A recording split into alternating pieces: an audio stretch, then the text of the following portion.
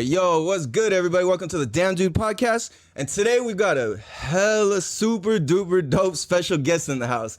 Down here from San Jose today. And before I introduce him and I say who this is, I just want to talk to the listeners real quick and ask a question. Like, have you guys ever had to, drive a fucking trailer, a big-ass fucking trailer? Have you ever had to fucking reverse a trailer? Bro, you know how hard that shit is, dude? Like, that shit takes some serious skill and a definitely, certain type of eye. But, why am I even asking that is because we got a dope-ass guest, a.k.a. Big Rig Rylan, in the motherfucking house today. So welcome. Thank you for being here, bro. California. Thank you. Hell yeah, dog. Hell yeah. Fucking, and we got a bunch of special guests in the house today, too. Fucking everybody come say what up, whatever you guys want to do, hop in, say what's up at any fucking point. But fucking why I wanted Rylan here is because, why I wanted you here is because you're somebody who, truly has persevered through fucking, crazy ass challenges and, really overcome what is supposed to be impossible. And, where you've come from with your story and your life, and what you do and how you do it, it's not just you just do your thing. It's you do it with a fucking purpose and an intention and a cause. And that's why I specifically wanted you here is because you're a dope ass example, bro. You really are a good example. And so yeah, thank you for being here, bro. Yeah. So I guess so. First of all, Rylan has a blog, and what social media where can people find you? So I mean, it's a third party blog. I use WordPress. It's 13-2-life.com. All right. You just type that in. That's all it is to it. Oh yeah. Cool. And then Instagram, you want people to follow you there? Instagram is all miles in. Yeah. You know, it's paying homage to Nipsey Hussle. Fuck yeah. Big Nipsey Hussle fan, so hell all yeah, miles bro. in. Hell yeah. No, I love it, dude. That's fucking sick, because it's a trip. When I read your screen name, I read it as that, and I read it as all smiles in. And I was like, yo, this was hella happy. This is tight. So, I mean, I guess just to kind of, paint a picture for this, you want to tell us, a little bit where you come from, a little bit about your background, or, so, I'm from Mira Mesa. Hold up. I know Mira Mesa. There you go. Yeah, you know what I'm saying, Mecca Town. Hell yeah. I'm from Mira Mesa. I actually didn't grow up in Mira Mesa. My pops was in the military, so I moved around a lot as a kid. It's funny because I was actually born in New Mexico, and then I moved what the fuck? Yeah. That's okay. That's something that not a lot of people actually know about me. Is I was actually born in New Mexico, and then I started elementary school in Japan actually. Whoa, what? Yeah. What the fuck? And then when I was 5, 7, no, excuse me. Oh, fuck. Yeah, when I was 5, when I first came to America, I was in Georgia. So I stayed there up until I was 7 years old. My pops got into some crazy accident, and we ended up moving to Texas. And then after Texas, he retired from the military, and then he was like, well, all of his family is in San Diego. So I mean, it just made sense. And then my grandpa hooked him up with a job out there. But I was never unfamiliar with San Diego. All the years that I spent in Georgia and Texas, etc. We we always took a family vacation to San Diego every summer. Oh shit! So I was never a stranger to San Diego, but I mean I never got to experience the culture. I mean granted I was a little kid, I never really got to really explore it the way I wanted to see it. So when I came here when I was 9, it was almost like a culture shock to me. So living in Georgia and Texas, the majority of people in my school were black. There's a small percentage of white people there, but growing up in elementary, me and my sister were literally the only Asian kids in the whole school. Damn. So with that, there's people, they do the ching chong, they do the thing with their fucking eyes slanted back. Yeah. Growing up, I honestly, I always thought that I was just fucking, I wasn't shit, you know what I'm saying? So, it was hard, you know what I mean? Not being able to fucking fit in with anybody. So, bro, hold up real quick. I can hella relate to that shit. We got Arg in the house, little chimps here. No, but I could so relate to that because it's interesting. Like, for me, growing up in Mira Mesa, being half Chinese and half Norwegian, like, I look like a white dude or like a Mexican. Like, my whole life I've been judged as white or Mexican. And it's, like, interesting because it's, like, I was never, like, Asian enough to be Asian, and I was never, like, white enough to be white, and I was never Mexican enough to be Mexican, obviously. So, like, it's like, yo, like, where the fuck do I fit in? Like, I'm the... Like, my ethnicity is so not even recognized. Like we don't even get hate.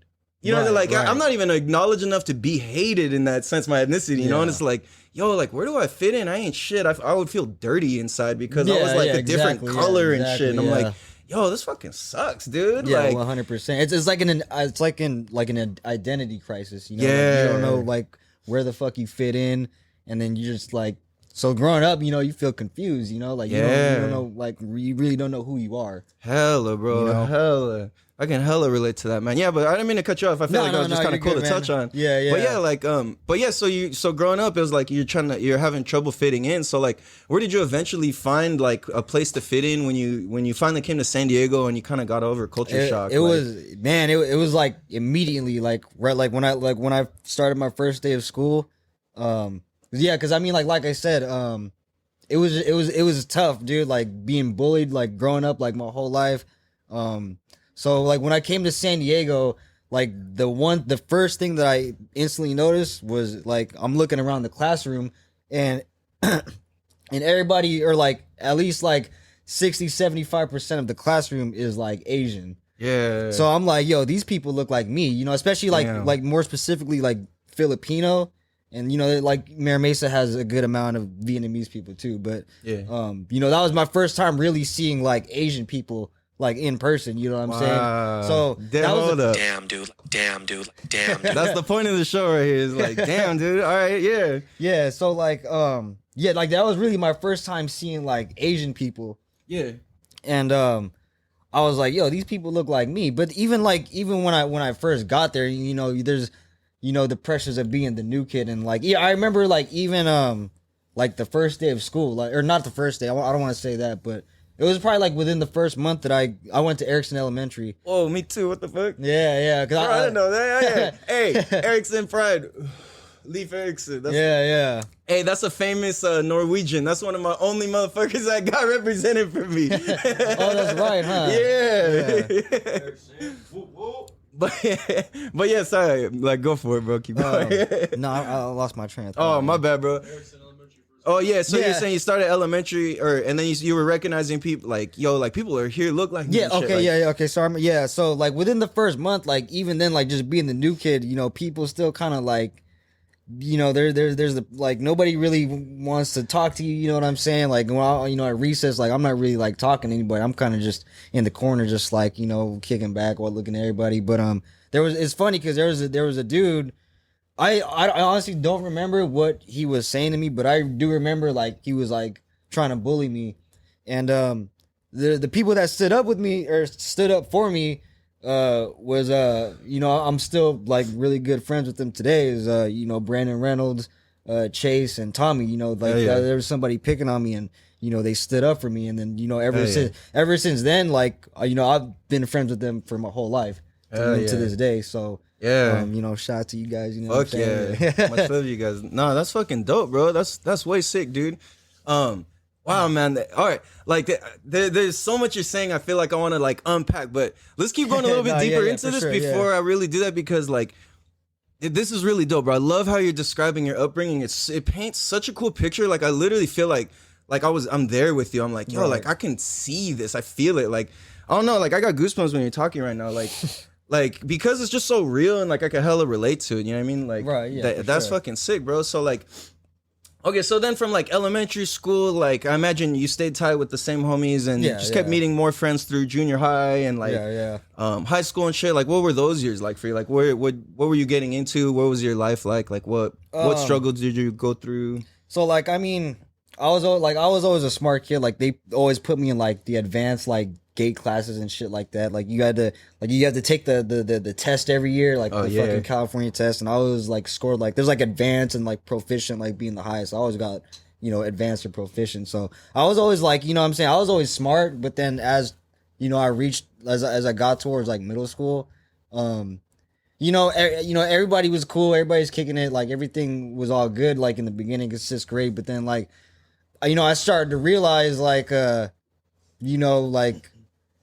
like groups of like excuse me. All right, cool. Like cliques of people, like because when you're in elementary, you don't really pay attention to stuff like that. Yeah. But as you go into middle school, there's like you notice these cliques of people. And I noticed like certain like cliques of people like get like more respect or not necessarily like more respect, but like. People are kind of like, oh, like, don't fuck with those guys. Yeah. They have this like attitude or like they treat them differently. Yeah. You know what I'm saying? So I noticed like there was people that were getting treated differently, and these were like the dudes that were like fucking in the Dickies and the fucking big ass shirts, slick back hair, shit like that. So I'm like, what the fuck makes these guys so special? You know what I'm saying? Like, all right, cool, your clothes are like bigger than everybody else's. Like, all right, cool. Yeah. Like, all right, you know what I'm saying? So. I mean, like, but then as I got through like the middle of 6th grade, I don't know, man. Like, honestly, I started seeing people like, fuck, man, how do I put this shit? I run into that a lot. I think I know where you're going, but yeah. Yeah, I mean, like, I'm trying to say this in like a discreet way. Yeah, no, exactly. Like you like certain like there's like you know what I'm saying, like you can say I guess like gangs, you know what I'm saying, like they're like I guess when I maybe this will work, like when I was little I remember like when I was going through elementary school like when I was little in 1st grade, my little sister, my grandma, my great aunt all died in the same month. Yeah. And like that caused me to just be silent for a whole year of 2nd grade. And I literally didn't say a word, bro. Like people thought I didn't know how to talk.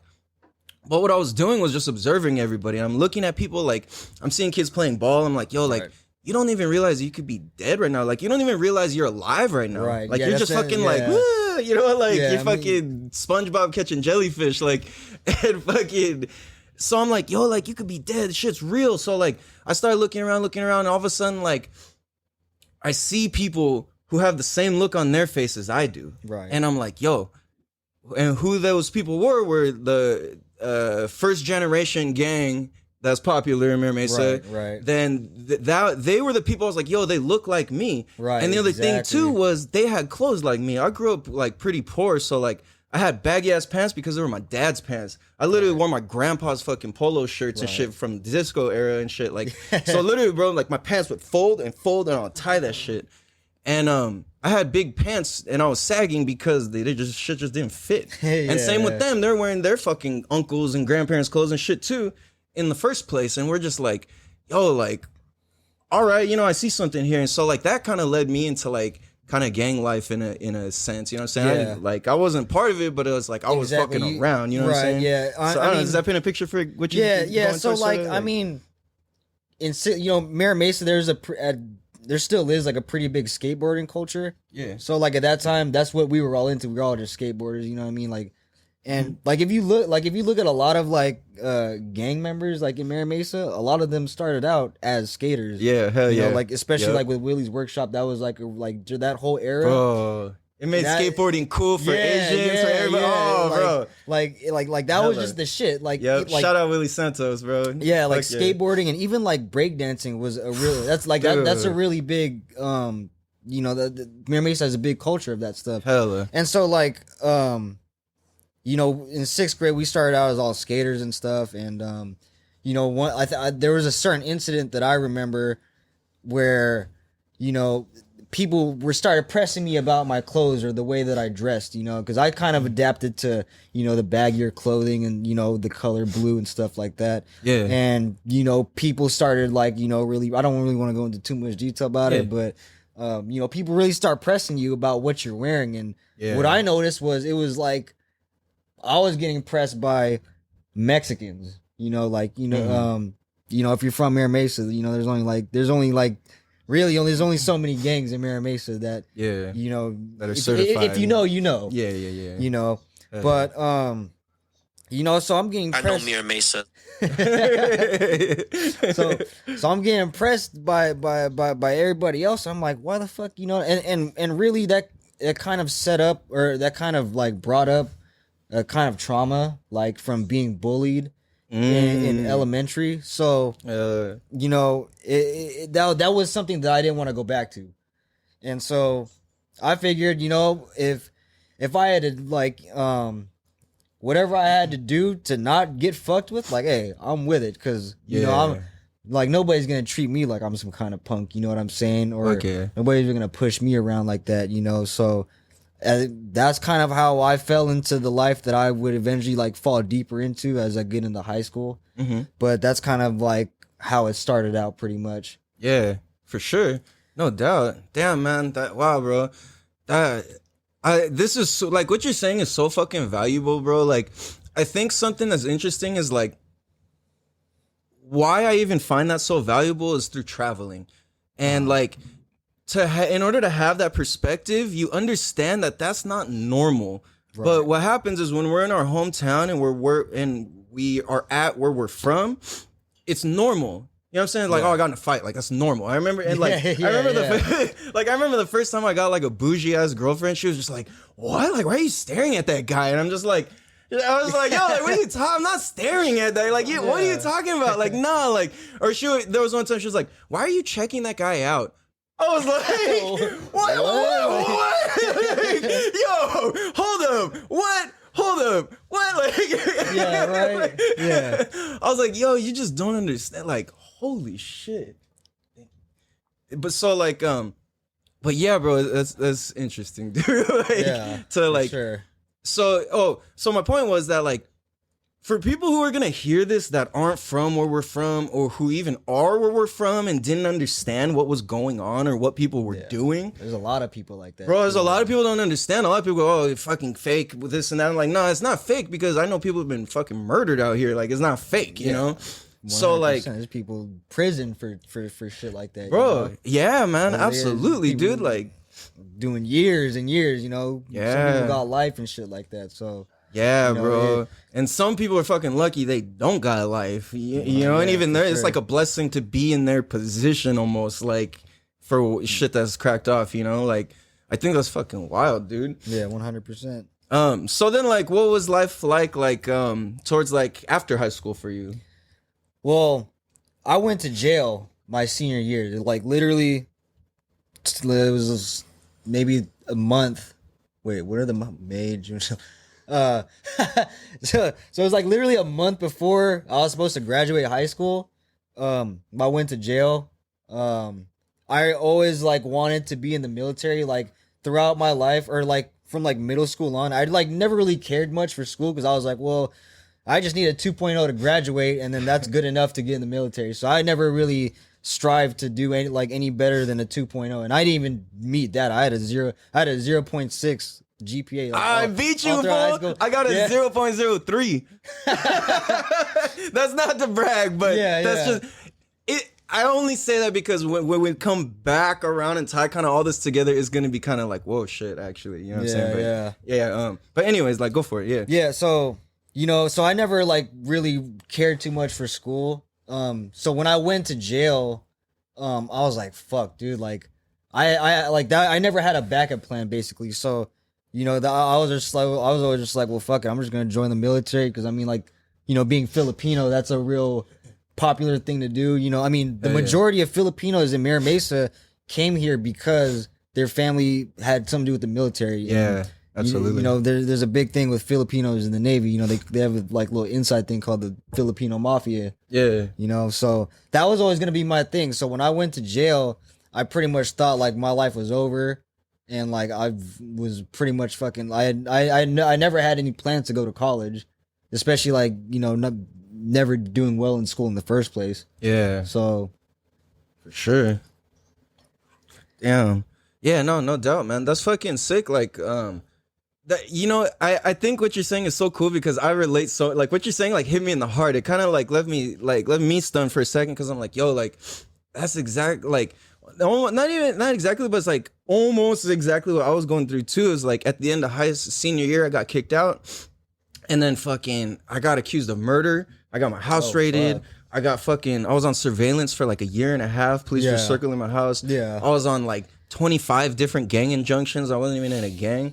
Like, bro, like I had so many reasons for them to just get me in trouble. I couldn't be seen with certain people. I couldn't have certain colors. I couldn't wear clothes with certain letters on them. I couldn't do fucking shit, you know? Yeah. But it was the same thing. I was like, yo, I'm gonna join the military. I was gonna join the Coast Guard. And it's crazy because literally I was in the office. I was about to sign the paper. And my mom called me the moment I was about to hit the signature part. I filled the whole form out. The moment I was about to hit the signature part, my phone rang. My mom, I just felt something weird. I was like, I gotta answer this. And my mom's like, yo, like whatever you're doing, like, I need you to listen. Like it was crazy because my dad was going through some crazy shit with his work and all of this, and basically they needed help. They needed me to help with my little brother, like or just to help out. Right. And I'm like, all right, cool. So, but it would have meant I would have dipped out like immediately. So I was like, yo, I can't sign this. I mean, that's that's like the ticket out. You know what I mean? So, yeah. I mean, dude, I was like, oh fuck, like I don't know what I'm gonna do, but whatever, fuck it, you know? Right. So I just kind of like was like, fuck, I got no direction. I'm doing bad in school. Like, I don't know what the fuck I'm gonna do. Like, eventually I tried to become a firefighter and like broke my neck and all of that, and then that's kind of what led to me doing like finding what I love. You know what I'm saying? Right. So like, okay. So we're gonna take a break real quick, but yeah, all right. So yeah. We're gonna take a break real quick. I'm gonna fucking save the next question for right when we come back because this is pretty dope. So we're gonna be right back in 1 second. And yeah. All right, and we're back. So all right, so we're back. We got Big Rig Rylan in the house, and we're gonna pick up pretty much where we left off. So that was already pretty crazy, man. Like that's really deep, bro. Like I appreciate your fucking authenticity and like openness with it, because that's fucking sick as fuck, bro. And that's like the name of the game. Like that's why we're here, is to like have these conversations that like need to be had. You know what I'm saying? And so once you got okay, I'm trying to think. Okay, my bad. I'm like going like 1,000 things at once in my brain. So you went to jail. Like, let's just touch on that real quick. Like, what was that like? Well, first, like, can I talk about like what how I like why I went to jail? Hell no. No. What the fuck? What do you think this is? No, but of course, bro. Like, yeah, so, I'm glad you said that, because that's incredibly important to the story. So, like I was saying earlier, I went to jail like literally like a month before my high school graduation. During that time period, you know, like anybody that was around during that time, like between like, I want to say maybe like December 2013 up until the whole fucking 2014, like that whole time period was a real like hot like time for us. Like we were getting pulled over by police like every day, and like, bro. Like, and I want to say, like by the time that they locked me up, there was probably about like maybe like 8-10 people that were already in jail, and half of them were in jail for stuff that they didn't do. Like that's how that's how bad that like they were trying to crack down on everybody. Yeah, so that's just real. Yeah, dude. Like, so by the time that they locked me up, before like literally, okay, so what I went to jail for was like, they said that, long story short, like they said that I stabbed some white girl in the face. What the fuck? And so like, funny story about that is I wasn't even there. Like to this day, I still don't even know who did it. Wow. So like I heard about the incident on Twitter. There was like people like talking shit about like, oh yeah, your homies did this and that. I'm like, what the fuck? Like, there's like, I don't know anybody that would stab somebody in the face, like a girl at least, you know, like a random white girl that I've never even heard of her name. So they were like, that was kind of like the topic on Twitter. So I went to jail on a Wednesday. The incident happened on a Monday, and you know everybody's talking about it on Twitter, and you know I'm thinking like, what the fuck? Like none of the homies would do that. So we get to lunchtime, and we're talking about it at the spot we hang out at, like, you know, on the hill. And I'm like, yo, like, you know, I'm trying to gather some information, like, yo, and like who did this? Because everybody's saying that it was us, but I mean, obviously it wasn't us. But everybody's like, yo, I don't know what the fuck you're talking about, like, you know. So I wasn't there. I had nothing to do with. I had nothing to do with it. Like, I didn't even know who the girl was. When I saw the picture of the girl, I was like, I've never fucking seen her in my life. But anyway, the following Wednesday, I still remember this because I was in 5th period economics class, and like I was sleeping, like it was fucking like right after lunchtime, like, so I'm fucking tired. You know, you get tired after lunchtime and shit, you know. So I'm in fucking 5th period. I got my head down like this. I'm sleeping and shit. That's and, some Cajun fries too. Yeah, yeah, exactly. So I'm sleeping, and then fucking someone taps me on the shoulder. They're like, I think it was like the dude next to me or like behind me or some shit like that. And then they tap me on the shoulder, and then like I fucking look up, and then like the teacher's fucking looking at me, and he's like, Rylan. And he like goes like this. He points to the door, Mr. Morgan. Oh, I remember that for a thing. Yeah, he's fucking tight. He's like, he's honestly, like the leprechaun guy, right? I don't fucking know about that. I don't know about that, but he is one of like my favorite teachers from Mary Mesa High School. He be chopping up with me on Facebook. Shout out Mr. Morgan. But anyway, yeah, no, he points to the fucking door, and then I like so like I'm like, if this was the front of the classroom, like you know, the door, the entrance to the classroom is like to my left and behind me. So I look up, you know, teacher's like, yo. And so I look to my left, and then I see fucking the security guard there, and he goes, Rylan. And he goes like this. And I fucking stood up, Mr. Morales, Coach Morales. So I fucking stood up. He's like, Rylan. And he went like that, and I'm like, fuck, dude. And then like right away in my head, I knew that I was going to jail. Fuck. Like I think like the week before that, they locked up 2 of my other homies, Orlando and Cedric, over some bullshit that they didn't even do. So I'm like, so right away I knew, like, bro, I'm fucking going to jail, dude. Like, and then it's fucking like, and then everybody in the class knows, like, oh, this fool's fucking going to, because they're all looking at me like, oh fuck, like, like, you know what I'm saying? So security picks me up, and then we walk outside. He's like, what the fuck did you do? And I'm like, I don't fucking know. I don't even know what you're talking about. And then he was like, you have anything on you? I'm like, no. But it was funny because I had a knife and weed like in my backpack. Like, you know, the Jansport backpack, it's 2 fucking pockets. You know, you got one big pocket and you got a fucking small pocket. So I had to like slit the I had a sack of weed like in the small pocket and a knife in the other. And then so he takes me on the go-kart. I'm holding my backpack in front of me. So when I sit on the go-kart, like, you know, like you have the back part. That's like how I'm sitting right now. Yeah. And then, you know, the driver, you know, he's facing the opposite way. Oh yeah. So he's trying to talk to me like, oh, he's like, it doesn't look good. Like the school police are here and shit. And I'm like, oh fuck. Like, so like he's facing the other way, and then while he's driving away, so the class where he pulled me from is in the bungalows. So if you know Mary Mesa High School, the bungalows don't have any cameras. That's like one of the few blind spots where the cameras won't see you. Yeah. So right when he starts driving off, I'm reaching into my fucking backpack to grab the weed and the knife, and I just fucking threw it. So I don't know, somebody that day, like, if you found a knife and a weed, bro, or a knife and weed like on the floor, then you're welcome. That was mine. Yeah, yeah, you're welcome, bro. That was me. Fuck. So I threw that shit, and then they take me into the office, and fucking the school police, he tells you what they don't even tell you what you're fucking going to jail for. They just tell you that you're under arrest. They don't even fucking tell you what you're under arrest for. So the whole time I'm tripping out thinking like, bro, I don't even know what the fuck I did. Like, but I know for sure. Well, at that time I was in a lot of shit. Like, I think like within the last like 2 months, I got into like a couple of fights. So like, I'm thinking like it's probably that. Yeah. I'm thinking like, all right, it's probably like fucking a simple like assault or something like that. But anyway, they put me in the office, they searched me, all that bullshit, and then they put me in handcuffs, take me to the cop car, and then they drive me to fucking Home Depot, the back of Home Depot. You know, like you know, when you're on a fucking, what is that? That's Hillary, I think. Oh yeah, yeah. You know, they come into Hillary, and then they make that left into Home Depot. As soon as they make that left into the back of the Home Depot parking lot, I just see fucking like 15 fucking cop cars just all lined up. And then they parked, and you know, they fucking just left me in the car. It was crazy, bro, because it's fucking the middle of May and it's hot as fuck, and They don't even crack they crack the windows down like this much, and like didn't even leave the fucking AC on. So I'm fucking in the back, sweating like a motherfucker.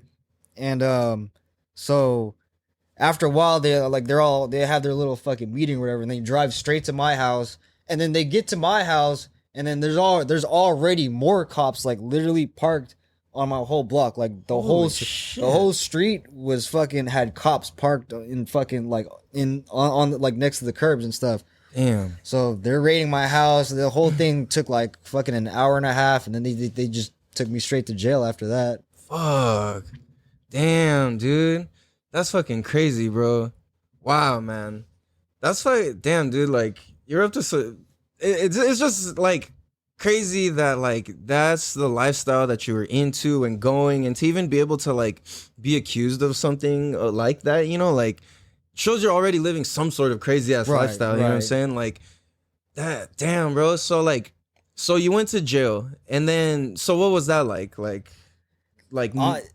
If you want the like raw, like uncut truth, yeah, like honestly, it wasn't as bad as what, you know, the media makes it seem to be. Because I mean, I'm thinking like, I mean, all we know is what we see on TV. So I'm thinking like it's gonna be fools banging on each other, fucking, you know what I'm saying, motherfuckers getting raped, fucking, you know what I'm saying. I'm thinking like I gotta rush somebody like as soon as I get into the holding tank or something. But like, no, it was like it wasn't nothing like that. At least for me, I'm speaking from my experience. But yeah, you know, for sure. I think, you know, in jail, like, you know, race has a big part to play in that, you know. And also like I'm a young dude, and I'm fucking, you know what I'm saying, I'm like 5'6", I'm like 125 pounds, just turned 18 like 2 months, just turned 18 like 2 months. And it's funny because I always tried to avoid juvenile hall, and so I did that, but then it was like, fuck, dude, right when I turned 18, I went to jail for something I didn't do. So fuck, dude, it was, but no, going back to your question, yeah, I mean, like, honestly, it wasn't as bad as what people make it out to be. I mean, it fucking sucks. Don't get me wrong. I wouldn't wish that on, you know, my worst enemy. Yeah. But it definitely wasn't miserable. You know, it sucked, but it wasn't. I wasn't miserable. For sure. I mean, were there other people that were miserable in there? Oh yeah, for sure. For sure. You got people that, you know, every chance they get, they're fucking on the phone with their girl, fucking, you know, simping it, and you know, they're like, oh, you gotta send me money. I mean, like, I'm not gonna lie, I was kind of like that too, because I mean, like, every chance that I got, I was always on the phone. Yeah. But like, well, why wouldn't you though? Yeah. I mean, like, you know what I mean. But whatever, I would never project whatever emotions I had out into, you know, out in public. You know, I just keep that shit to myself. But some people, they'll fucking get off the phone and they're walking around the day room just fucking mad as fuck, and you could tell like, oh, this was having a bad day. But I mean, like, with me, you're not gonna be able to tell I'm having a bad day. You know, I'm just gonna keep that to yourself. You know, for sure. Damn, bro, that's wild, man. So how long were you in there for? So I went to jail in May, and I actually got bailed out the first week, or within the first week that I went to jail. So I got bailed out for $150,000. My parents actually gave up their house so they could afford that, and then they and also for my lawyer as well. Wow, so that's a lot. Shout out to your mom and dad, man. Yeah, wow, that's a lot of love, 100%. bro. That's a lot of love, man. Wow. So I got bailed out, but then not that, like, I want to say like a couple months after, I went back to jail again for something I didn't do. Fuck. So I'm out on bail, and I'm thinking, like, you know, I'm already stressing because I don't know how this is going to turn out, because two of the charges that they charged me with carried a life sentence. So, like, fuck. You know, you're charged, you know, there's a low term and there's a midterm and a high term. So, for example, assault with a deadly weapon, that's like, I think that's 16 months, 24 months, and like 36 months. So, and you know, one of my other charges was what the fuck do they call that? Like active terrorism or some shit like that. And that you know, like, I don't know the exact numbers, but for example, that would be like 1 year, 3 years, 6 years. Mm-hmm. But you know, with two of the charges they charged me with, it was aggravated mayhem and torture. You can look it up. Wow. There's no low, midterm, or high term. It's just life. Wow. It's just life state prison. So I have two of those, And then yeah, like I said, I got bailed out, and then I went back to jail for something I didn't do. Fuck, man. This time I know who did it. I heard about the incident. I was aware who did it. But for some reason, the victim, he pointed me. It's funny because I know him from high school. Like I never talked to dude, but I know who he was, and it's funny because my mom and his mom were actually best friends in middle school. Oh shit. And his mom was my sister's dance teacher for like 3-4 years. So her son her son got beat up, and he said that it was me. And I'm like, dude, like, he just didn't like you, or like I don't know. I never talked to I never talked to dude. Like I don't know. I just because I mean I'm guessing because I was a real like popular face at that time, or like around the school. A lot of people knew who I was because I was doing a lot of like extracurricular shit. Yeah. So a lot of people would like know who I was, and like, you know, at that time, like I said, it was a real like active time, I guess. So like people were kind of like, you know, when they see me at school, they're just like, oh, he's one of those dudes. Oh, you know? yeah. So I'm guessing, I don't know. Maybe he was pressured by the cops, or I don't know what he was thinking, but he knows it wasn't me because when we went to our preliminary hearing, which is pretty much like a short little pretrial, he pointed out everybody, or because I was on the case with like a couple other homies, but he pointed all of them out except for me. Fuck. So I'm thinking, all right, cool, like, they're gonna let me out because he didn't point me out at the pretrial or the preliminary hearing. Yeah. So I'm thinking, all right, cool, like I'm good. But then, you know, the judge was like, oh no, that's enough evidence. Just because of the initial statement that he made to the police, that was enough for them to bound me over to keep me in jail. Wow. Just because that first time, even though he didn't point me out in the courtroom, they still kept me in jail for that. Fuck, dude, that's fucked up, man. Yeah. Wow, bro. Holy shit, dude. Damn. So then, like, so that's what they were trying to put on you. So, like, what did you end up getting, or like, how did you like? Because I mean, obviously, that's fucking life, like life, yeah, life, right, like, right, yeah. And you're here today, obviously. So, like, yeah. what was like, I guess what happened? So the first deal that they offered me was 7 years, and that was like the best they could do, I guess. And I was like, well, I didn't fucking do it, and.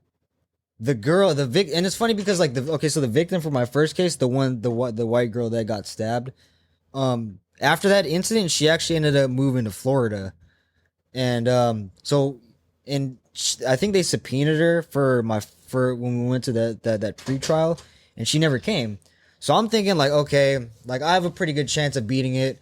I didn't do it. There's nothing because so for that first case, sorry if I'm kind of getting off track. Cool. Yeah, it's good. I'm just thinking of all this because there was a lot of shit that was happening, dude. Yeah, no, I can imagine. So, I feel you. So like they for the first case where the girl got stabbed, where she got stabbed, there was a video camera from the house. There's like a security camera from like across the street, but it was real grainy. Like it was 2014. Like shit's not really like that clear yet. Like unless you really gotta have the money for it. Yeah. So like. I saw the video of it, and at that time, I drove a black Infiniti, and so on the video they don't have the actual crime, but they have the car driving away from the crime, and it looks like a black Infiniti. But at that time, my car was lowered and the windows were tinted, so this car was stock height and the windows were tinted. So I'm thinking like, well, that looks nothing like my fucking car. So, you know, in my mind, I'm thinking this is easy. We could easily beat this. So I'm like, we're going to trial. Yeah. Because there's no way I'm taking 7 years for something I didn't do. And and there's a pretty good chance that I'm going to beat it. But, you know, one thing that started to weigh heavy on my heart was, you know, I had a cellmate in jail who I genuinely believe he didn't commit the murder, but he was in there for murder. Long story short, he was taking care of this elderly woman, and he's like at that time he was like 35 years old. He's a black dude. He was in there for a murder that he didn't commit. It was just when he was taking care of this woman, and you know, he's in her house, and so his DNA is everywhere. Yeah. So they found this woman like strangled to death, and you know, obviously they have his DNA everywhere, so it was pinned on him. Wow. And so one thing that started to weigh heavy on me was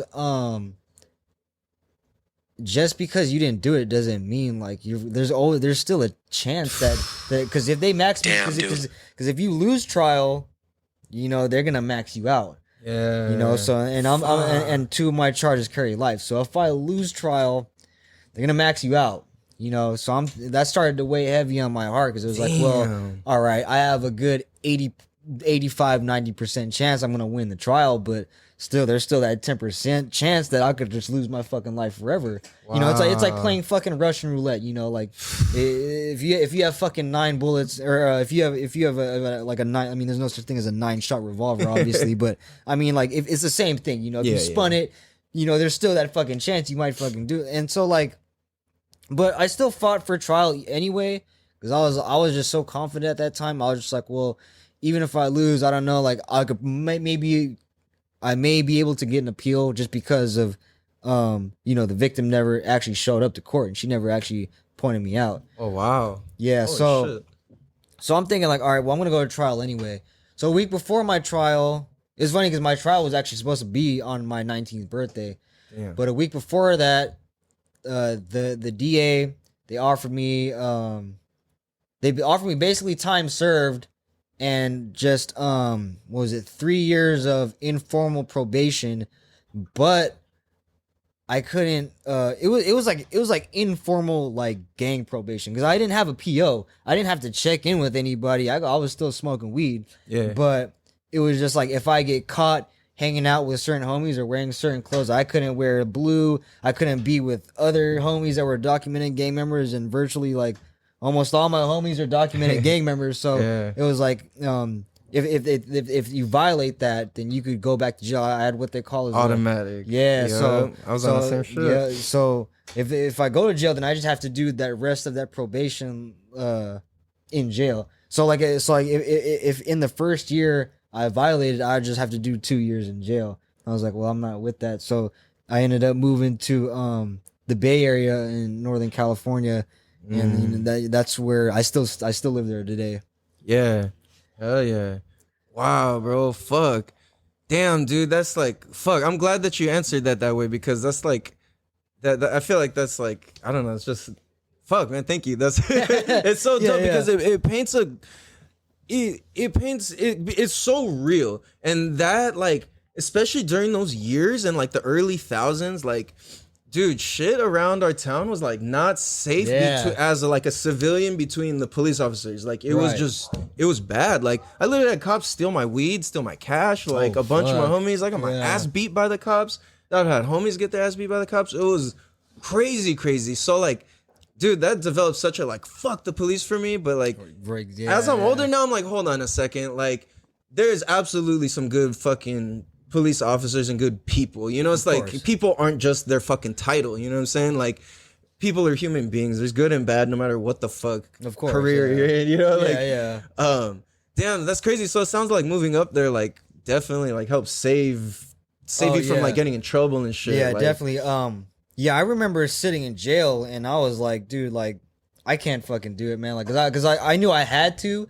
But I remember thinking like, bro, fuck, dude, like, cause I'm still with my girlfriend at that time, and you know, I had just graduated high school. I don't have, like, you know, all my friends are here. I've never fucking, you know, I've never been past LA, you know, so I'm thinking like, fuck, dude, and I'm thinking at this point my life is over because I don't know what the fuck I'm gonna do. I have no backup plans. I'm gonna have no friends, you know. When I get out of jail, you know, me and my girlfriend break up, so I'm thinking like, fuck, dude, like my life is pretty much over. But you know, it actually ended up, you know, probably being one of the best things, you know, to happen in my life. You know, I always like, I try not to talk too negatively about jail because at the same time, you know, it did help me change my life around. Like not directly, but I mean, like, you know, indirectly, you know, chain of events, you know, shit happened. Yeah, but.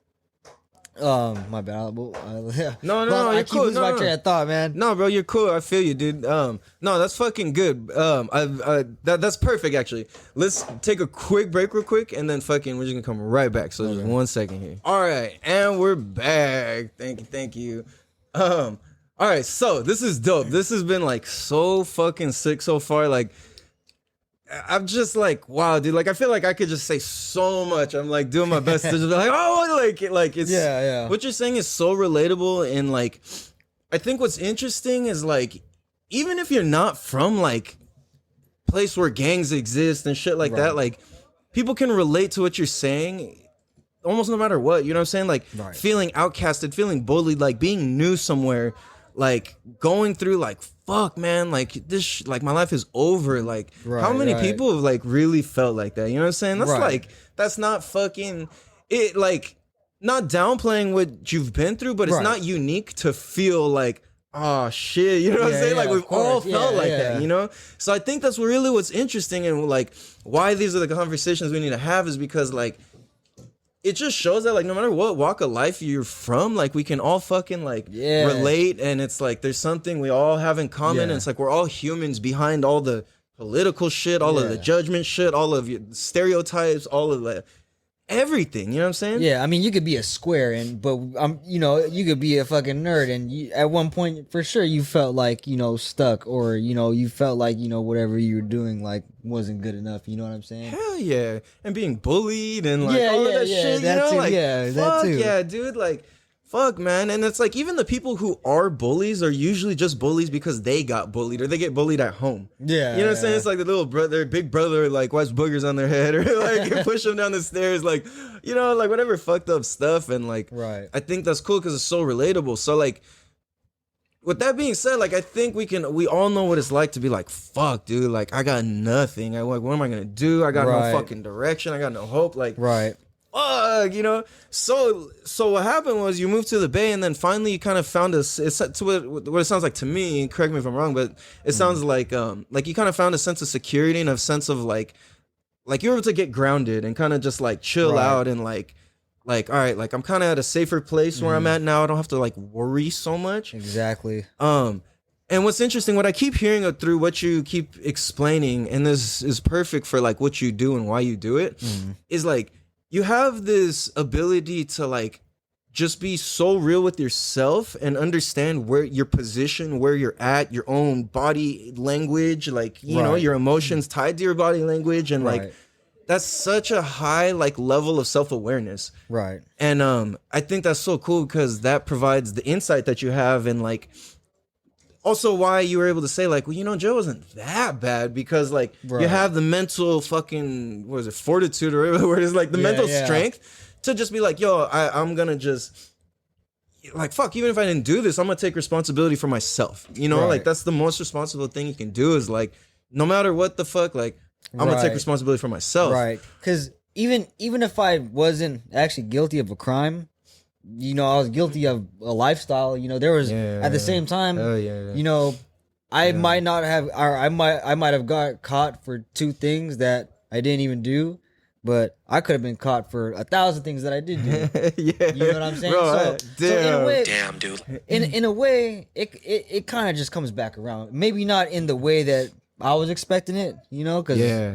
you know, like I said, I tried to avoid juvenile hall my whole life, and it's just all of a sudden I didn't do anything and I'm in jail, you know. Yeah. But I mean, like I said, there was 1,000 things I could have been in jail for that I just never got caught for. Right. No, I hella feel that.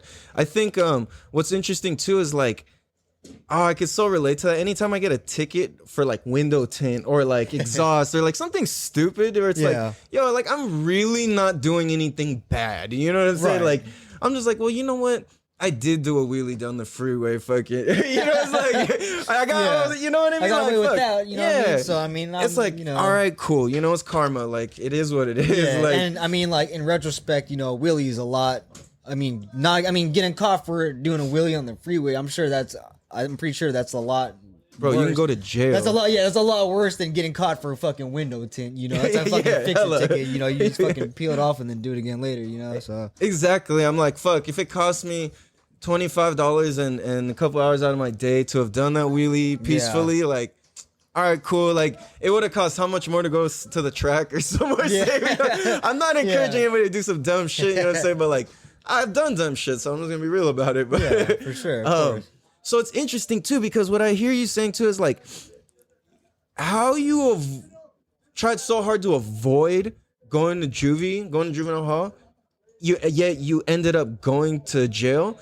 I think what's fascinating to me, kind of like on a bigger universal level, is like that shows me the power of your brain and your mind. Because it's like you were thinking, I don't want this so much so that it just kind of was like, well, like the universal language doesn't really care about not or want or whatever. It's just like, oh, like, like mind is on juvenile hall, juvenile hall, juvenile hall, juvenile hall. Yeah, boom, I'm here. And it's like, yo, I almost attracted that shit to myself. Like, I relate to that. Like, my greatest fear in life, because I do like motorcycling and bikes and all this shit, like it was breaking my neck. And I'm like, that was my greatest fear, is to break my neck. And I fucking broke my neck.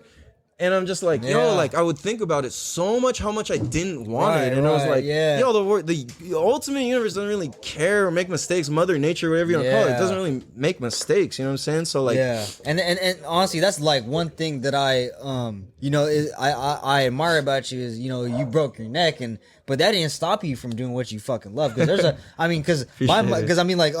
you know, not to get too off topic, but I mean, like my mom, she's the type of person where, you know what I'm saying? Like, if she gets into a car crash or some shit, like, she don't want to fucking drive anymore. And to me, I mean, I don't want to say that's like, being scared or whatever, but it's just like, you know, like, I mean, like, if you love, I know you love what you do, you know, so, you know, instead of being, like, scared, man, you went harder, am I right? Yeah, like, absolutely. I got Live to Ride tattooed on my chest. Oh, okay, okay. Bro, I started riding my fucking motorcycle. That was after you broke your neck? Yeah. Okay, yeah, and I would wear my neck brace and ride my motorcycle to fucking my neck rehabilitation appointments. They were like, bro, you're fucking crazy. I was like, no, I'm not. I just love to do this. Yeah. So, bro, that's perfect. I love the way how you set that up right now. Like, that's so dope, because that just leads to, like, you discovered what you love to do. Right. So, like, let me think. Like, damn, this is so deep. Like, how did you discover what you love to do? And why did you even start going into discovering what you love to do? Okay, so, I mean, if you didn't catch that already, I'm a truck driver. I drive like 18-wheelers and stuff. Yeah. So, I mean, how I got into it, I really always loved driving. Like, I remember like being in high school and taking out my mom's car, but just... Somebody got hurt outside. but I remember like taking my mom's car out in high school and like literally like not even going anywhere. I would just drive it around just because like I thought that shit was fun. And so my first, and then like, you know, fast forward to like, you know, like my senior year, my first job in high school was working at Pizza Hut. Yeah. And I literally thought being a pizza delivery guy was the sickest shit ever, dude. Like, I was like, yo, I want to fucking do that, bro. Because in my mind, I'm like, bro, I get to fucking listen to music, smoke cigarettes, smoke blunts, and then deliver pizza. Yeah. Like, bro, that's sick as fuck, bro. Like, so I thought that shit was sick as fuck. Like, I was doing that shit for fun. Like, people are gonna give me tips. Like, what? I'm getting paid to do that too. Like, hell yeah, bro. I hella feel that. But my boss wouldn't let me do that because I think you had to be 18, and like when I started that job, I was 17. And then adding on to that, I always loved to I always wanted to travel. Like I remember like as a kid, like when we like I said before, you know, my family, we used to take trips from Georgia and Texas and go to San Diego every summer. And I remember like just being on the freeway and just like looking out the window, and I just I would just be in awe, like just looking at the scenery, like. I thought it was cool, like just being able to see shit like that. So it's kind of like a mix of like just I love driving, I love seeing like the country and shit like that. And then so like fast forward even more, when I lived in the Bay Area, I had a friend that had already lived there for he's like a big homie. He already lived there for maybe like at that time maybe like 8-9 years, and what he did was he delivered food. It's similar to Uber Eats and Postmates, except this is you're actually an actual employee instead of a contractor, so you get paid an hourly wage, stuff like that. And like his hourly wage like averaged around like, because like you get bonuses, like stuff like that, but he averaged around like $22-23 an hour. So like I'm thinking like, yo, that's a lot of fucking money just to fucking drive, dude. You know what I'm saying? Like, so I'm like, all right, cool. And I'm, you know what I'm saying? At this time, I'm 18. I'm making, or I'm 20, and I'm making like fucking, $14 an hour working at Trader Joe's. So I'm thinking like, oh fuck yeah, this is cool. So so anyway, I applied for his job and I actually got the job. I had a start date and everything. Like, yo, come in on Monday and we're gonna get you. We're gonna fill. Or I actually already filled out all my paperwork. Yeah. I filled out the W-2 or what the fuck is it? The W something, but your tax forms and shit. I filled everything out. I had a start date and the Sunday so I was supposed to start on a Monday. So on Sunday I got an email saying, oh, unfortunately, because I forgot what the fuck they said, but they basically wouldn't let me. They basically had to. Oh, they said they had to retract the job offer because of my criminal background. Oh shit. Yeah. So and I was so stoked about this job, dude. So when they so when they told me that, I was like, fuck, dude. And I kind of went into like a little like depression, like for like a little bit. And then cause I'm like, yo, like I'm a fucking felon. I can't do what I want to. Like I can't do what I think is cool and shit. And so like, I went on Craigslist and I got a job as a valet attendant at Apple headquarters. Bay Area, Silicon Valley. They got Facebook, Google, Tesla, Apple. Yeah, all the big tech companies are right there in Silicon Valley. Yeah. So I got a job as a valet attendant. I love that job. That was sick because I just park cars all day. Like I'm driving Teslas, Porsches, bro. Like fucking all the shit that rich people drive. You know what I'm saying? And then anyway, I like long story short, I got fired from that job for calling in sick too much, and then I got a job working as a contracted employee, working as a shuttle driver for Google. Oh yeah. And all that was basically driving around. It was basically Uber, but for Google employees only. So they had their own rideshare app. Google had its own rideshare app, so I was working for that app. But they had their own cars. You know what I'm saying? So I was doing that. But then I got laid off from that. And then so in my mind, I'm thinking, okay, I got laid off. At the time, I'm selling weed, and then all the weed that I'm selling, all the money that I made from selling weed, I'm saving it all up. So by the time that I get laid off, I got like a good like $7,000, around $7,000 and stuff. So I get laid off, and I'm trying to think like, okay, what am I gonna do next? Like I already have like a decent like resume of driving. Yeah. So I'm like, okay, well, I want to drive some more, but what the fuck am I going to do? Like, and then like all the jobs I'm looking at, they're like, oh, you got to pass background check. You got to pass a drug test. I'm like, fuck, well, I can't pass either. Fuck. So I'm like, well, I'm looking into trucking school. But I mean, prior to that, I had always, I was already like looking into it, I guess, because I kind of figured like, well, I'm not going to get too far driving, just regular cars and stuff. Like from what I know, all the big money is coming from driving. You gotta reinvest in yourself and get some. You gotta have. It's like getting an education. You know what I'm saying? Yeah. So I'm looking into that, and then like a good 6 months prior to me getting laid off from my job at Google, I'm already doing my research. I'm reading books, and I'm on YouTube. Watching just learning about what it's like to be a truck driver. You know what I'm saying? Yeah. I'm gathering as much information as I can. So by the time that I get laid off, I have all my money saved up from selling weed, and I already know a lot about truck driving, and I'm passionate about truck driving. So I was like, well, it just makes sense. Yeah. And then so I said, fuck it, bro. Like, but the week that I got fired, the week that I got laid off, I signed up for a trucking school out in Riverside, California. And the reason why I did that was because there was no way that I was going to be able to pay my rent and go to school, because I need to work full time. I need to be full time if I'm going to pay my rent, because I'm making like $16 an hour. Yeah. There's no way I'm going to be able to live. So my grandma had a house out in Riverside County. Long story short, I moved out there, signed up for trucking school. I stayed out there for 3 months, got my shit done. And then after that, I got my license, and the rest is history after that. Dude, that's fucking dope, bro. That's hella dope. I think that, fuck, man, that's so fucking cool. Like, I love how you really just like listen to yourself. It's right. Like, yo, like, what do I like? It's so simple, and so many people just don't do this. It's like the equation is, what do I like to do? How do I get paid for it? Exactly. It's like not that difficult, exactly. but I never like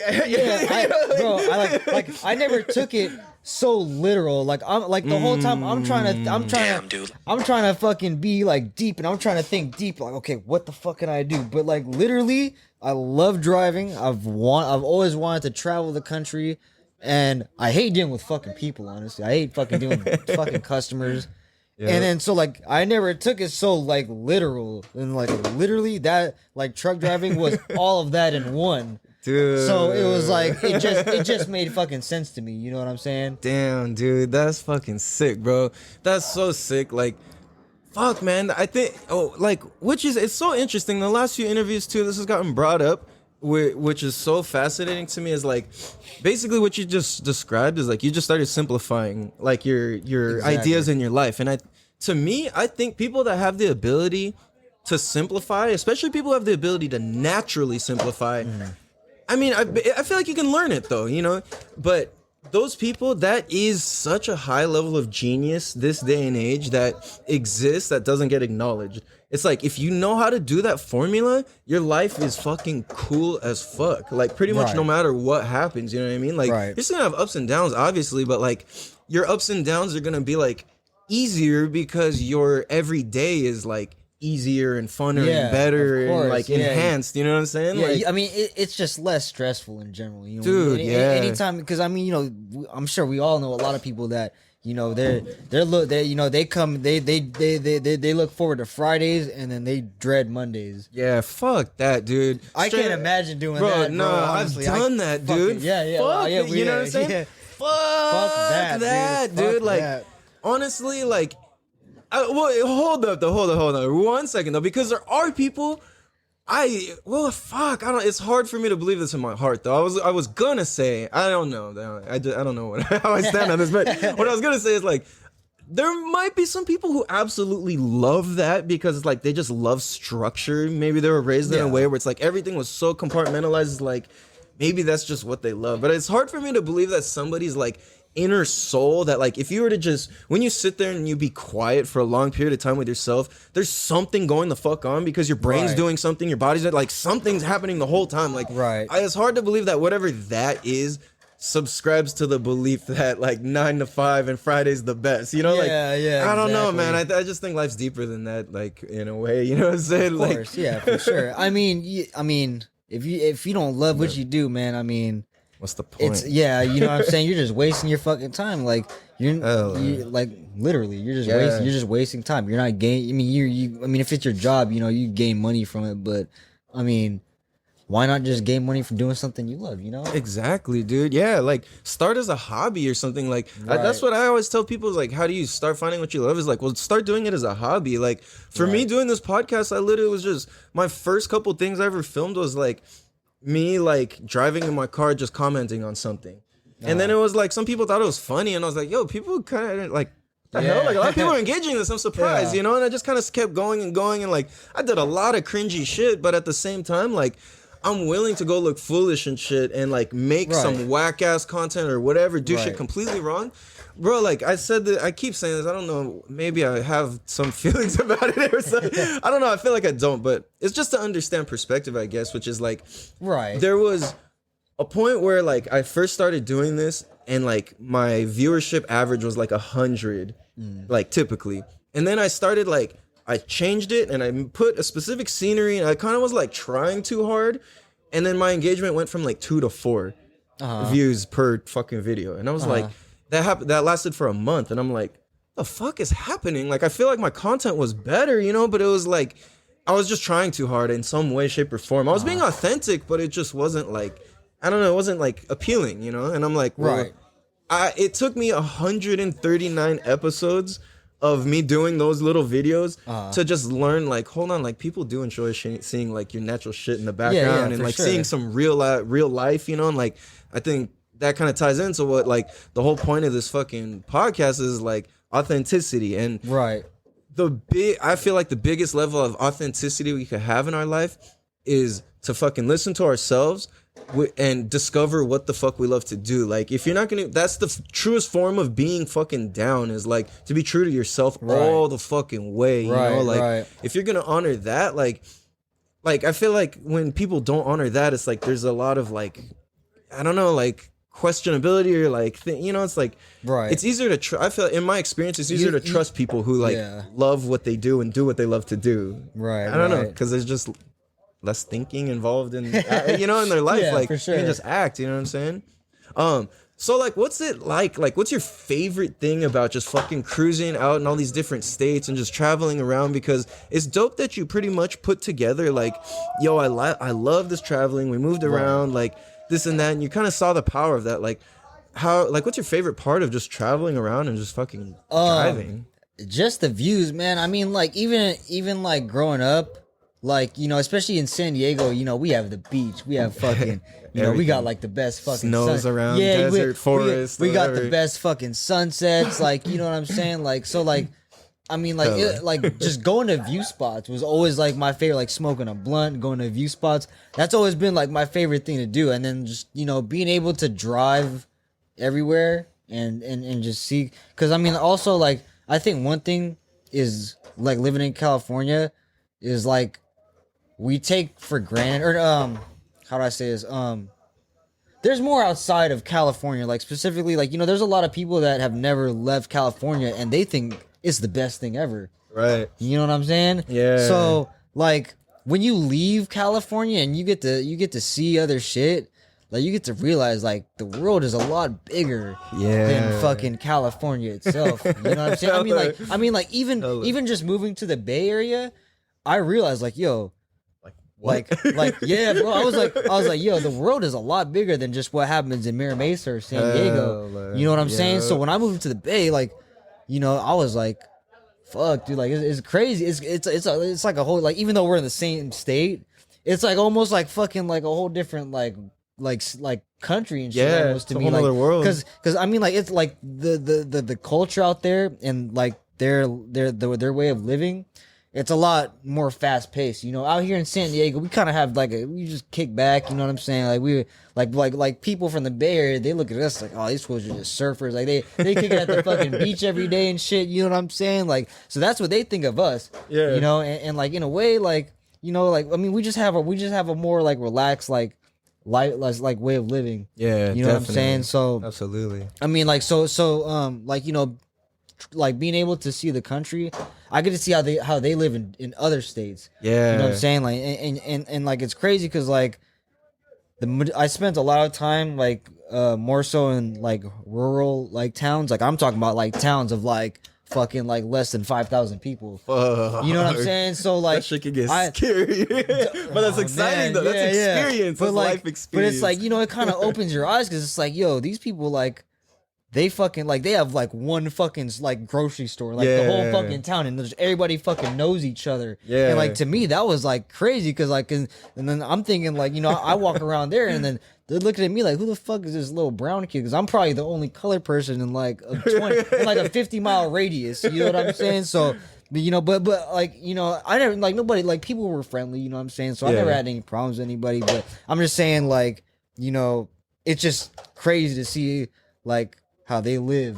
You know what I'm saying? Like even just like comparing San Diego to the Bay Area, that's a different way of living. And then, you know, I'm going out to the country or I'm even not even just the country, but I've been to like, you know, like places like fucking Atlanta and Denver. I've been to Milwaukee, Chicago, fucking Seattle, I've been like, you know, almost like every major city you name. I've been there almost. I've been to Cincinnati, fucking Nashville. Like, it's fucking crazy to see how they live. You know what I'm saying? It's different, bro. You know? And that's crazy that you get to call that work. Yeah, that's fucking hard, right? Dude, I get paid to do that shit, bro. You know? That is, oh my god, bro. Like that. See, that's exactly why I wanted you here, bro. It's like you got so much value in your life and your way that you live and shit. Like just by what you're doing is a fucking dope example of like a dope way to live. You know what I'm saying? Like, that's fucking sick as fuck, bro. Like, I think, damn, bro. Like, I was gonna say we got like 3 minutes before I have to reset the camera. You want to fucking hit a break real quick, or you want to start wrapping this up? What you think? What a break. All right, cool. Let's hit a break real quick. All right, we'll be back in 1 second here.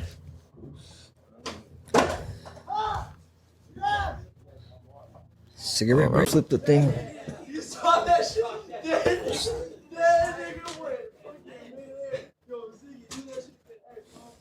Oh shit! I almost forgot the timer again. That's my word. My thing I'm not good at is the timer. I always forget to fucking like. Oh no. Can't. Oh no. Okay, let's start that. Boom. Oh shit! It's recording. All right, and we're back. So, all right. So, man, there's been a lot of dope shit going on so far. I like this. I've been having a lot of fun, man. For sure. So with all the trucking, like, I love how you've described it and how you've got there, and like, just like the little signs that you kind of paid attention to throughout your life to get you there, and it's like obvious that you have a love for this. You know what I'm saying? Like, where do you see yourself in the future with this trucking, like with trucking and like the industry, and like, I don't know, just like what direction do you want it to go? Like, what, you know what I'm saying? Anything like that? Like, as of right now, there's like, so I'm always like, you know, I'm all about growth, you know. So like right now, you know, I make pretty good money like at my job right now, but you know, sometime around like last year, so like sometime around this time last year, like I realized like I'm gonna cap out eventually about with how much money I could make as a company employee. Yeah. So you know, after coming to that realization, I was like, well, if I cap out, you know, I could be driving for 20 years and I could do like the craziest fucking shit, but you know, I'm gonna cap out eventually. But you know, so after coming to that realization, I was like, well, if you own your own business, there's no cap on what you can make. Damn, dude. You know what I'm saying? Damn, dude. Bro, fuck yeah. Love it, dude. Love it. Hell yeah. So as of right now, you know, I've been, you know, doing a lot of research on the truck, like on the business side of trucking. I've been reading a lot of books about, you know, starting your own trucking business stuff. So that's kind of the direction that I want to go in, because fuck yeah. On top of that, like, you know, I don't like, if I go that direction, I don't even need to drive anymore, really. Even though, like, if you know, when I do go in that direction, I'd still like to drive. Like, I'd still like to have my own truck that I could drive whenever the fuck I want to. Because, like I said, I love it. You know what I'm saying? I'm not just in it for the money. Or, you know what I'm saying? Like, I love that. If I had my own company, you know, I'd be right there with my drivers. You know, driving with them. That's fucking sick, bro. That's hell. I'm gonna stop you real quick just to say something real quick. Like, there's something that you said that, like, it's so interesting, because to me it was such a struggle, but you just said it so casually, and you said, I'm reading about it. And like, I feel like there's a thing where it's like, so many people are, I'm too busy, I'm too fucking gangster, I'm too stupid, I'm too fucking something to not be fucking reading. Like, how much would you recommend like people fucking read shit? Hey man, like, I mean, we all go to bed, and you know, we might go to bed, or we might wake up, and you know, like me personally, sometimes, you know, I might wake up, or before I go to bed, I'll spend, you know, a good 20-30 minutes on my phone on Instagram and shit like that. You know, if you could spend 20-30 minutes doing that, you could spend 20-30 minutes reading a book. Damn. You know what I'm saying? Damn, dude. Yeah. So, I mean, and you can read a lot in 20-30 minutes. I mean, you think about you read like a 2-page news article in like 5 minutes. You know, you could read in 20-30 minutes, you could read, you know, a good 10-15 pages of a book. Yeah. You know what I'm saying? That's not a lot, but I mean, you think about it like, you know, if you're trying to build a brick wall, you don't focus on laying the whole wall in one day. You lay a brick every day, right? And eventually you're gonna have a wall. Yeah. No, I feel that, dude. And man, that's very well said. I like that. And I think too, what's dope about reading, like the power of it. I was so resistant. I literally made a bet against my friend that I could make $1 million without having to read. And like, no matter what, I lost because I fucking started reading. And I was like, damn, this is powerful, bro. He was like, no, you need to read, because he's a teacher and all that shit. But I was like, ah, man.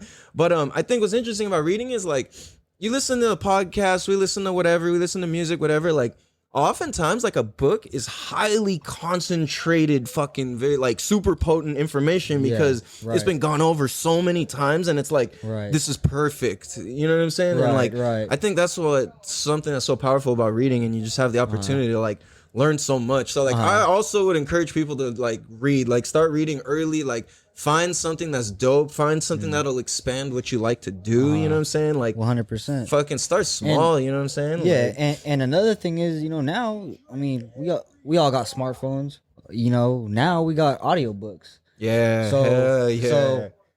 So how long is your commute to work? You know, I mean, like average person, I want to say, I mean, like average maybe like 15 minutes, you know, 15, 20 minutes to work, depending on what you do, what time you go to work. Right. So you can spend that 15, 20 minutes on, you know, on an audiobook. You know, you don't got to listen to the whole fucking thing. You know, you don't even got, like I said before, you can't focus on laying a brick wall in a day. Yeah. You do a little bit every day and then you're going to have a wall. Exactly. You know what I'm saying? So, hell yeah. you know, audiobooks, you know what I'm saying? I was actually trying to fucking, I was actually thinking about, you know, downloading some audiobooks recently, you know? Fuck yeah. And they're probably even cheaper than buying an actual book. Yeah, a lot of times, yeah. Bro, I got some fucking heat I can send you if you want. Oh, yeah, for sure. Yeah, bro, yeah, I got no, some definitely. crazy Yeah, shit, yeah, dude. for sure. Hell yeah, dude. No, I love that. So like, fuck, dude. So I think so kind of going back to like wanting to, whoa. Yeah, I think like That just happened out of nowhere. yeah, it like unbalances and gets all fucking weird. Sorry about that. It's haunted. Dude, so that's so cool though. Like, so with having your own business, I think that's like the dopest fucking way to go. Like how you described it is so like, 100%. how is that not fucking cool? You know what I'm saying? Yeah, yeah. It's just gonna take a lot of like investment for time, energy, attention. You know what I'm saying? All of that. It's gonna take a lot of focus. Right. And I think the power of like long-term happiness, or like something that provides long-term happiness, is the ability to do what you love, because whatever you can do consistently, like that's how your life is gonna be. Right. You know what I'm saying? Right, So it's yeah, like exactly. it's hard for me to get up here and make videos sometimes. Sometimes I'm just like, I just don't want to. I'm too nervous. I'm just like so many Right. things, you know what I'm saying? Like I just don't Right, want to. I can think of every reason not to, and it's like, well, hold on, what's my like one or two reasons to do it? And I'm like, yo, my like one or two reasons to do it is far more powerful than any other excuse I could do. Like for me, I'm putting myself on video and putting like the people around me that I think are really fucking powerful around me Right. on recording, is because I want to document this. And it's like, I want my family and my future generation, like for my selfish reasons, to be able, you know what I'm saying? Like that's mine kind of, and like I would love to make money off this obviously too, but like I want them to be able to see like what it was like hella long ago. Like imagine this, bro. Yeah. Like the way I thought of this, what really fucking did it for me and had me be consistent with this, with doing what I love, is I thought about what would it be like if my great grandpa had like 100 fucking videos that I could would just be- click a button and watch, bro. Dude, that would be fucking sick. holy shit, dude. Like where the fuck, like what? Like I can't even imagine. And I was like, just to know where you come from and what your family stands for. You Yeah, know? It's hell fucking, yeah. It's fucking sick, you know? yeah, it's like it lets you know a lot, like where you, like why you are the way you are too. It's like, damn, Right. like, oh, I could see like great grandpa was on his bullshit. I could tell his ego was about this, or I could tell he was really clear about this, or he was powerful in this way, or like they'll just get to see those things and recognize it within themselves. Right. And like I feel like that helps. Like when you can, it helps because it helps you understand yourself like more, you know? Yeah. So like 100%. I guess ultimately why I'm saying that is because like when we start doing what we love, it's just like easy to stay consistent. Exactly. And then yeah. like good things in life just happen, and like life just fucking feels Right. good. Like Right. Consistency is key, you know? fuck yeah, dude. And I realize you can suck, but if you're consistent, eventually like you're gonna run out of ways to suck.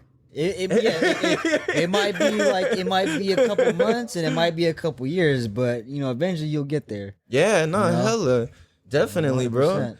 Fuck, man, that's crazy, dude. Like, so I guess last couple of things here, like, what would you recommend for like, no. I got a doper way to ask this question.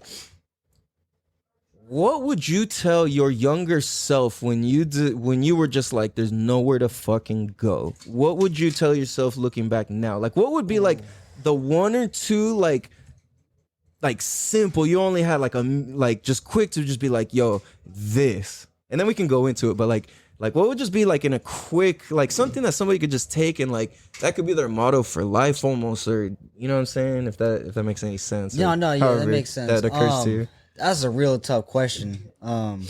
Because honestly, I feel like anything that I would have told my younger self, I did tell myself that. You know, I mean, I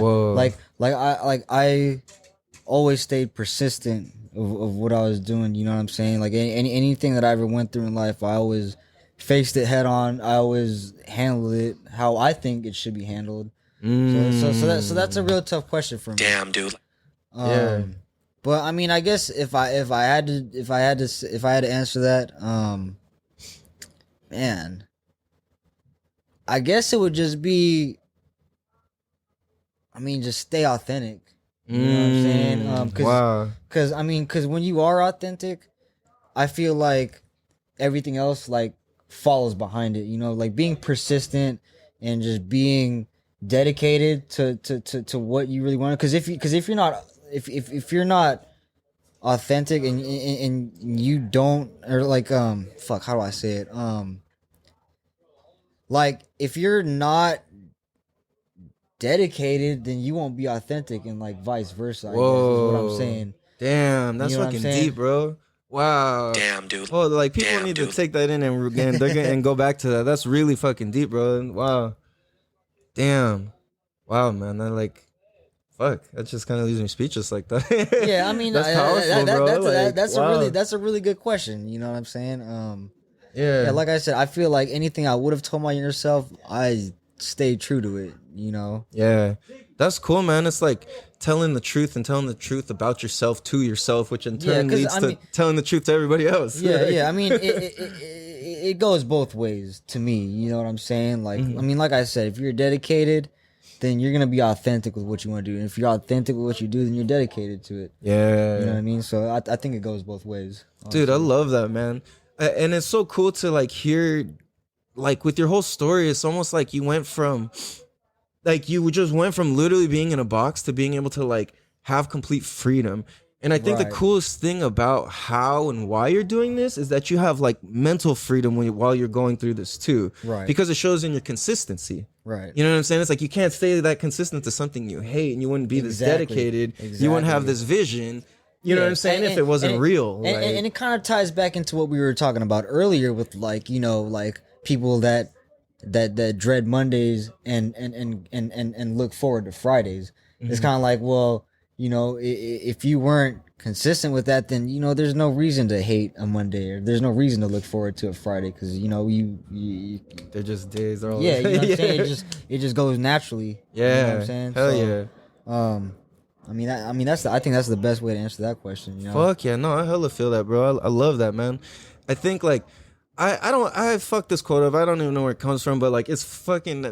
I'll try and say it. It like it's essentially something like fuck, how do you even say it? Something along the lines of like, I'm butchering this, but like a man, like something like, you know, you found peace, or you know, you found true happiness in life when people on the outside look at, or like when to you and people on the outside look at what you're doing and they cannot tell the difference if you were working or playing. Right. Like that's how you know, like, you know what I'm saying? It's like right now, like I'm just kind of playing, but I am working. Like this is a venture, you know what I'm saying? Like this is work. I put investment to this. Like you took time to be here. Like this is definitely investment, and it's like at the same time, I know your time is valuable, so that's why like I so appreciate you being here. And like, man. That's the thing too, is like everybody just handpicked whose time is valuable, and like I love people who understand that, because it's like, yo, I love my life, my time is valuable. I'm gonna spend my time doing what I want to do. Right. Like that's the most powerful, dopest way to live, I think, dude. Like, no, for that's sure, fucking no doubt. sick, man. Oh no, I guess just to like wrap this up, also like do you have any questions or anything you want to say, or fucking anything? Questions for me? Questions about or anything really? Nah, man. I mean, not off the top of my head. It's gonna suck because I'm probably gonna think of something later on, like when I'm driving back or some shit. You know what I'm saying? You know, I spend a lot of hours by myself, so like that's a lot of time to think by myself. So it sucks because I'm probably gonna think of something later on. But right off the top of my head, man, Nah, I can't. But Cool. No, that's perfect, bro. I think that's a tight way to end this too, because what we'll do is we'll come and check back in fucking another time. We'll do this again. Yeah, and for we'll sure. No, see where we're both fucking at. 'Cause it's gonna be a trip, bro. Like, Yeah. I'm a big believer in like work with what you got. Like, this is my fucking garage on the side of my house in the hood. Like, we're in Southeast San Diego. Southeast Dago. And like, you know what I'm saying? Like, we're fucking out here, bro. Like, you know what I'm saying? We got Leinster grip fucking graffiti right here. Like, that shit, you know what I'm saying? That's a Chula Vista legend on his own. I Like, didn't even know that this was your fucking garage. You know? yeah, bro. Like, I couldn't fucking tell, man. You know what I'm saying? But that's fucking tight as hell, you know? yeah, it's like, these are my real surfboards. Like, this is my real fucking garage. Like, there's, if we turn the camera, there's fucking all my motorcycles, Yeah. a bunch of fucking piled up tires.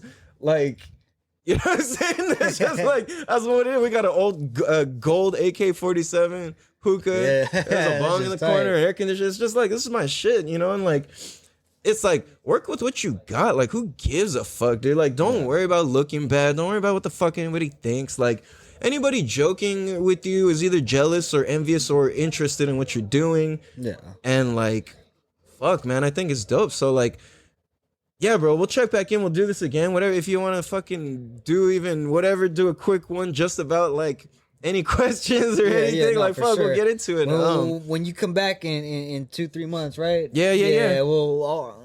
Yeah, bro. We'll get something. Bro, man, you any know? fucking time you fucking want to do this, let's do it.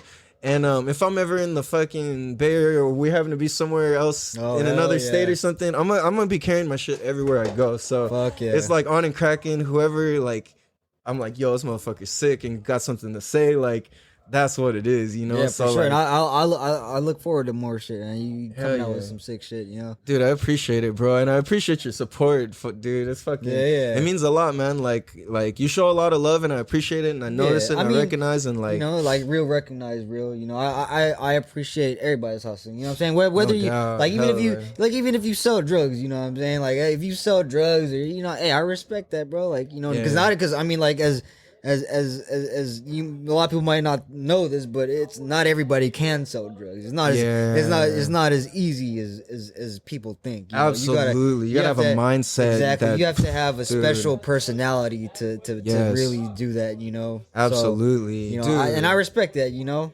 Yeah, So no. I respect everybody's hustle, you Bro, I know? love that, because that's like, you come from a place of appreciation. That's 100%. That's what it's 'Cause, about, like, bro. Like, yeah, like that's not, what it's about. Like not everybody can, you know, not everybody could, you know, dribble a basketball, or not everybody could draw a tattoo and shit like that, you know, like, yeah, hell yeah. you know, not everybody could be able to fucking, you know, drive a truck, you know, Yeah, so absolutely. I respect anybody getting it in an authentic and, you know, like aggressive like way, you know what I'm saying? Yeah, Like, you fuck know? yeah, hell yeah, bro. I love that. And what's interesting, and kind of just to touch on what you said real quick, if you do all those things how he just said, you can fucking have tattoos on your face and be well respected for what you do still. You know what I'm saying? Yeah. Like, what the fuck? We do this shit. Like, who Yeah. gives a fuck? Like, I think that's what's dope. I got my face tattooed. You got his face tattooed. Our Yeah. last guest, one of our last guests had a face tattooed. Like, it's like, I got my neck too. yeah, you know what I'm so- saying? Like,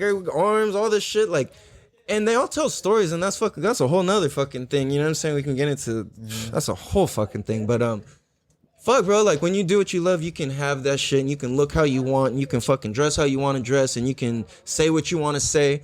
Just fucking do it. Work with what you got. Just start with what you think is fucking fun, I think. Yeah. So, yeah, bro. So on that 100%. note, fucking big Rig Rylan, fucking appreciate you, bro. I love you, Yes, man. sir. Thank you so having much me, for man. being here, I dude. appreciate the opportunity. Fuck yeah, bro. We're gonna touch base again. You already Yeah. know. And if anybody has any questions or anything, or anybody has any comments or anything they want to mentioned on the show, leave a review. Or when you go to iTunes, go and leave a comment. You can leave it in question form. I'll answer it on the show. You can leave a comments, whatever you want. I'll go over, shout people out, and make sure you tell somebody, spread it, share the love, because these are the conversations that need to be heard. And we do it in a way that'll make you think and say, damn, dude. Yeah. So that's what it is. Much love. I appreciate you guys. Have a beautiful day. Peace. Oh, that's tight.